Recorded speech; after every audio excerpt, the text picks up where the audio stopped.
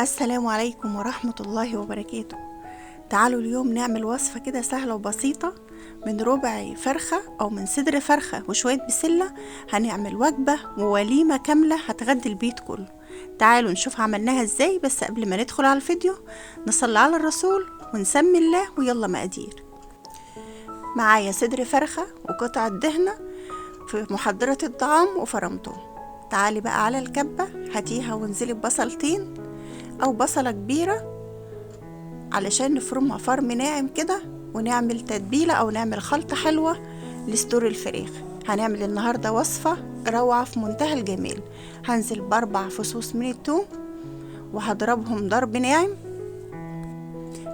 هاتي بقى الصينية بتاعتك او هاتي اي حاجة وانزلي بقى بالمفروم بتاع البصل بالثوم علشان نعمل كده تتبيلة رهيبة او نعمل خلطة رهيبة للصدور اليوم.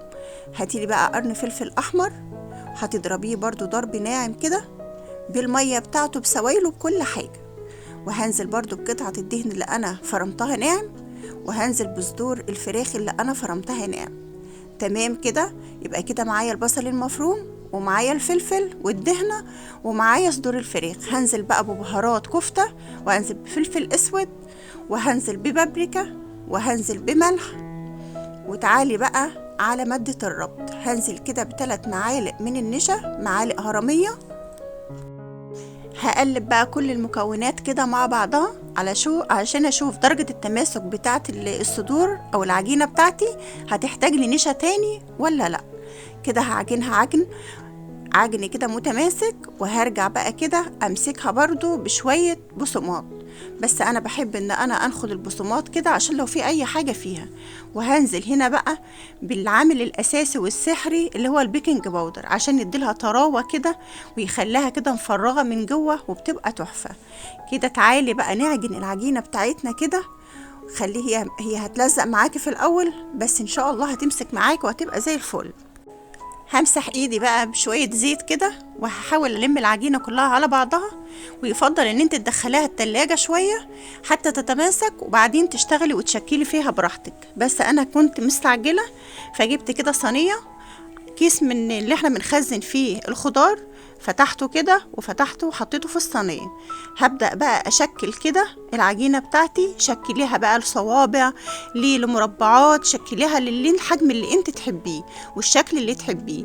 عايزين نعمل لها بقى شكل جمالي كده، هتجيبي عصاية الشيش طاووق وتبدأي تحددي كده بالشكل اللي موضح قدام حضرتك، بتدي شكل جمالي وشكل جميل وبتبقى في التقديم خطيرة. واللي ما عندهاش كبة تفرم فيها الصدور، هتجيب الصدر وهتخليه من العظم تماما وهتحطيه في الفريزر، وهتجيب المبشرة بتاعتك بتاعة البصل تبتدي تبشري الصدور بتاعتك. لما بتكون في الفريزر بتبقى مجمدة معاكي، بتتبشر معاكي بكل سهولة، وهتشوفيها هتلاقيها اكنها مفرومة في الكبة او في المفرمة، زيها زي الكبة بالظبط. يعني مفيش حاجة هتوقفنا ان شاء الله، وربنا يحسن ما بين ايديكم. صلوا بقى على النبي، اللهم صل وسلم وبارك عليك يا حبيبي يا رسول الله. صلاة تنحل بها العقد وتنفك بها الكرب وتخفي بها الذنوب وتغفر بها العيوب وتقضي بها حوائج الدنيا كلها يا ارحم الراحمين. هنا هتبتدي بقى تاخدي قطعة كده بالويم كده وبالنظر، وهتبتدي تشكليها بالشكل اللي انت عايزاه. انا كده جبت عصاية الشيش طاووق وشكلت بيها عطياني شكل جميل جدا، وطبعا انا عملت كمية حلوة وفت معايا وكفت واكلت كتير والله. بسم الله ما شاء الله. ربنا يا رب يصب البركة عندنا وعندكم، وبلغنا رمضان وبلغكم رمضان لا فاقدين ولا مفقودين، اللهم امين يا رب العالمين. كده هتاخديها على التلاجة بقى تتجمد شوية وهي متماسكة معايا بالرغم من اني ما دخلتهاش التلاجة. تعالي بقى صينية او حلة على النار، معلقة زبدة ورشتين من الزيت ومعلقة كركم ومعلقة كاري ومعلقة زعفران او شوية زعفران وكام فص من القرنفل، وانزلي بيهم كده لحد ما تشم الروايح العطرية. هتنزلي بكيلو رز مغسول او بنص كيلو اللي تحبيه، هتقلبيه كده تقليبة وتشربيه من اللون. وبعد كده هتنزلي بالبزلة، عندك كوباية بسلة كده باللي احنا مفرزينها اللي احنا مفرزينها مع بعض في اول التفريزات. كل سنه وانتم طيبين. هبتدي كده اقلبها مع الرز بتاعي. شايفين لون البسله محتفظه باللون بتاعها، دي اللي احنا كنا مفرزينها مع بعض. البسله محتفظه باللون والجزر محتفظ باللون، بسم الله ما شاء الله. هظبط الملح بتاعي، معلقه ملح، شويه فلفل اسود. هقلب كده المكونات دي كلها مع بعضها، الرز مع البهارات مع البسله، وبعد كده تبقي تحاولي تنقضي القرنفل كده من على الوش. هنزل بقى بالعقد المظبوط للميه، طبعا ده رز مصري.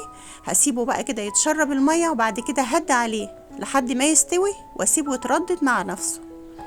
تعالي هنا هنرجع بقى للكفته بتاعتنا اللي احنا عاملينها. طلعناها من التلاجة، طاسه على النار ورشه من الزيت. يعني احنا عايزين يعني وجبات اقتصاديه بقدر المستطاع. رشه من الزيت، احنا مش هنقليها. وهنزل بقى بقطعه قطعه كده او بصباع صباع من اللي انا عاملاه، وانا كده معليه النار ياخد لون من تحت، واقلبه على الوش التاني، وهبتدي اوطي عليه. تمام كده. شايفين الجمال وشايفين اللون؟ بسم الله ما شاء الله. اللون ياخد العقل، بيجنن بجد. اللهم بارك. شايفين الجمال؟ صلوا على النبي. اللهم صل وسلم وبارك عليك يا حبيبي يا رسول الله. طبعا اللون هنا تحفة تحفة. والخطوط اللي انا كنت محدداها بالشيش طاووق، بعصاية الشيش طاووق، ظاهرة ازاي وجميلة، تحفة تحفة. على مناديل المطبخ بقى، وهتطلعي بقى تبتدي تطلعي الكفتة بتاعتك. عامة هي ما هياش شاربة زيت، لان احنا رشين زيت بس، ما كناش حاطينها في زيت كامل. تمام كده. هخلص كل الكمية بتاعتي، واخلص الكمية كلها اللي معايا كده، واخدت لون من فوق ولون من تحت. طبعا هي كده ما خدتش سوا كامل. هتعملي ايه يا مروه علشان تسويها سوا كامل؟ تعالي وهقولك هنعمل ايه يا ست الكل. بس خليك الفيديو للاخر وشوف، ان شاء الله هتطلعي مستفاده. ودعوه حلوه من قلبك بقى لاختك، يا رب ولك بالمثل. كل سنه وانتم طيبين. تعالي هتجيبي كده بصله، هتقطعيها كده قطع، لا مكعبات لا اما جوليان.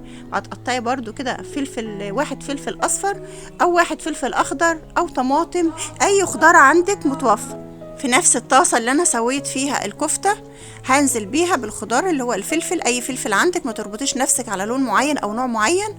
وهنزل بقطع او مكعبات الطماطم والبصل، وقطعه صغيره كده من الفلفل شطه سبايسي.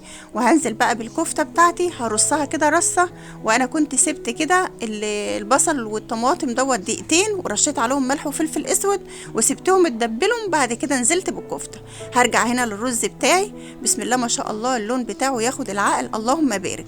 وبكده انا خلصنا الكفته وخلصنا الرز. هبدا بقى اقدمه في صينيه تقديم او بتقديمه شيكه، والتقديم ده ليك انتي، وانت حريه الاختيار في التقديم.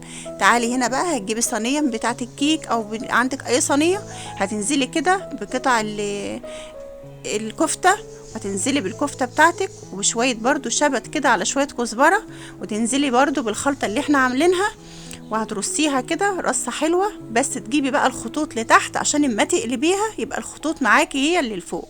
هنزل بقى بكميه رز محترمه كده، هنزل بيها وهضغطها كده بالهراسه بتاعه الفول عشان تطبع كده في الصينيه بتاعتي، ولما تيجي تنزليها ما تسيبش من بعضها كده. بسم الله ما شاء الله، وصفه جميله وسهله وتحفه تحفه. اتمنى تجربوها لانها بجد هتعجبكم قوي.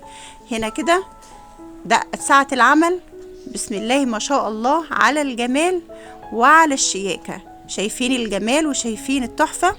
اتمنى بقى يا رب يكون الفيديو خفيف ولطيف على قلوبكم، واتمنى تجربوا الوصفة وتقولوا لي في تعليقاتكم.